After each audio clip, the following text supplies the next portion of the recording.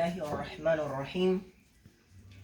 اليوم إن شاء الله نسترسل أما نستمر لدرسنا الجديد فيما تعلمنا في الدرس الماضي. Leo tuendelea kujifunza somo letu jipya kuhusiana na kile tulichojifunza katika somo lililokwisha kupita.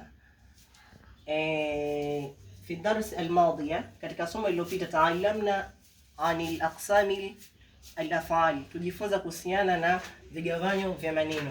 Fakulna, tukasema yani vitendo katika lugha ya Kiarabu kulingana na wakati vinagawanyika katika sehemu kuu tatu, ambavyo sehemu ya kwanza ni kitendo kilichopita, ya pili kitendo kilichopo, na sehemu ya tatu tukasema ni kitendo cha kuamrisha. Walakinna al-yawma indana fa'ilan wahida, lakini leo tuna kitendo kimoja. Al-yawm akhadhna fa'ilan wahida, leo tumechukua kitendo kimoja ambacho yusamma fa'ilu al-mudari', kitendo cha wakati wa hivi sasa. Ni kitendo ambacho kinajulisha juu ya kupatikana kwa kitendo cha wakati wa sasa au al-mustaqbal, ama wakati ujao.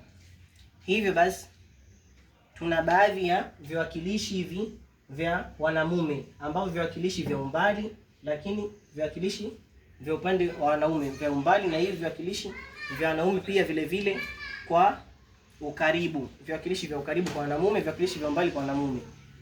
Walakin kadhalika indana ama ladaina baadhi al-af'al, tuna vile vile pia tuna baadhi ya vitendo ambavyo akhadhna, tumevichukua kalamthila, kama vile mifano.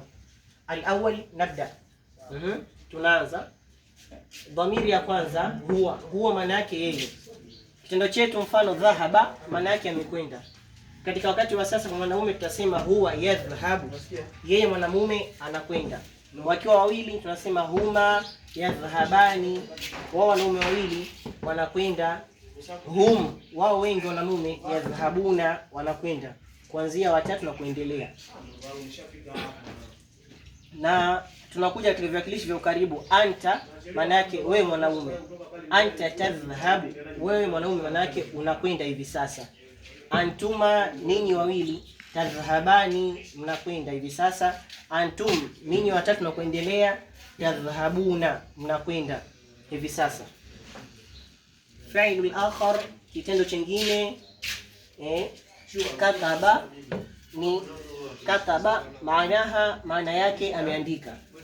Kwa mwanamume huwa yaktubu, maana yake yeye anaandika hivi sasa. Huma, wao wanaume wawili, yaktubani, wanaandika hivi sasa. Hum, wao wanaume wengi, yaktubuna, wanaandika hivi sasa. Anta taktubu, wewe mwanaume unaandika. Antuma taktubani, ninyi wanaume wawili mnaandika. Antum taktubuna, ninyi wanaume wengi mnaandika hivi sasa. Ni wingi wa wanaume kuanzia watatu na kuendelea. Antum taktubuna, nyinyi wanamume kuanzia watatu na kuendelea ama wengi, taktubuna, mnaandika. Kitendo kingine ni nadhara. Nadhara maana yake ametazama, lakini kwa mwanamume huwa kwa wakati wa sasa tutasema huwa yanzur, yeye anatazama hivi sasa. Sasa hapa palipobaki katika hizi space tutaacha kuwa kama zoezi, utuambie wawili watakuwaje, watatu na kuendelea itakuwaje, lakini kwa viwakilishi vya ukaribu na hivi hapa vya umbali nadhara utavibadilisha vipi? Kwa hiyo hadha atamrin, hili ni zoezi. Insha Allah naktafi bihadha alqadar, ama hadha kana ad-dars al-yawm, ndio ilikuwa somo letu la leo. وإن شاء الله لنكتفي بهذا القدر، وهذا السلام عليكم ورحمة الله تعالى وبركاته.